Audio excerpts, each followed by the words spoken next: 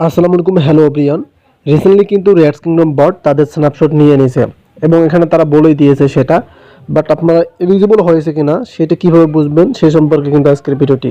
এই যে দেখতে পাচ্ছেন দ্য ফাইনাল স্ন্যাপশট সাকসেসফুল, এই যে কমপ্লিট দ্য সাকসেসফুল কিন্তু অপশন রয়েছে।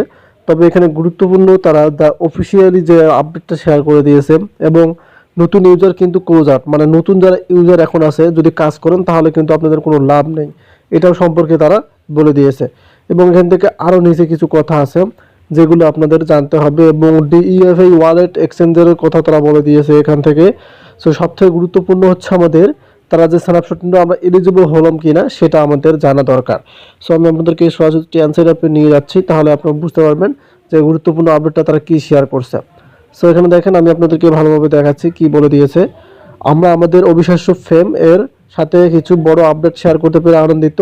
হাইলাইটগুলি আপনার জন্য জানা দরকার। চূড়ান্ত স্ন্যাপশটটি ঘোষিত হয়েছে 6টা, ঠিক আপনারা বলতে পারছেন, সফলভাবে সম্পূর্ণ হয়েছে এবং যোগ্য ব্যবহারকারীদের সমস্ত ডেটা সংরক্ষিতভাবে রেকর্ড করা হয়েছে।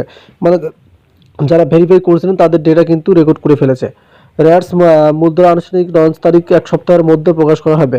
তারা কিন্তু এই সপ্তাহের মধ্যে তারা তাদের যে লিস্টিং তারিখটা আছে সেটা প্রকাশ করবে, এটাও কিন্তু বলে দিয়েছে। এই যে দেখতে পাচ্ছেন তারা এখানে বলে দিল যে রেয়ার্স মুদ্রা আনুষ্ঠানিক লঞ্চ তারিখ 1 সপ্তাহের মধ্যে প্রকাশ করা হবে। এই উত্তেজনাপূর্ণ ঘোষণার জন্য আমাদের সাথেই থাকুন। এবং এটা বললো তারা নতুন ব্যবহারকারী নিবন্ধন বন্ধ, মানে যে তাদের যে ভেরিফাইটা আছে, নিবন্ধন আছে, সেটা কিন্তু বন্ধ হয়ে গেছে। আপনারা সেটা আর কিন্তু ভেরিফাই করতে পারবেন না। এখন এখানে একটা বিষয় দেখুন, এই যে পুরস্কারের জন্য যোগ্য থাকুন। এই যে তারা কি বলে দিয়েছে, আপনি ইতিমধ্যে যোগ্য। আমরা আপনাকে সহযোগিতামূলক কাজে অংশগ্রহণ করতে উৎসাহিত করি। নিয়মিত সম্পৃক্ততা আপনাকে সুযোগের সর্বোচ্চ ব্যবহার করতে সাহায্য করে। সো আমরা কিন্তু যোগ্যতা অর্জন করেছি এবং এখান থেকে লাস্টে তারা বলে দিয়েছে একসাথে আমরা ইঁদুর রাজ্যের ভবিষ্যৎ তৈরি করছি।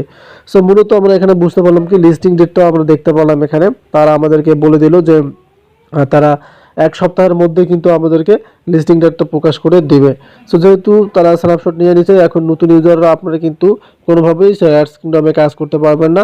যারা কাজ করছিলেন তারা অপেক্ষায় থাকুন, 1 সপ্তাহ পর কিন্তু আপনারা লিস্টিং আপডেটটা পেয়ে যাবেন। ধন্যবাদ।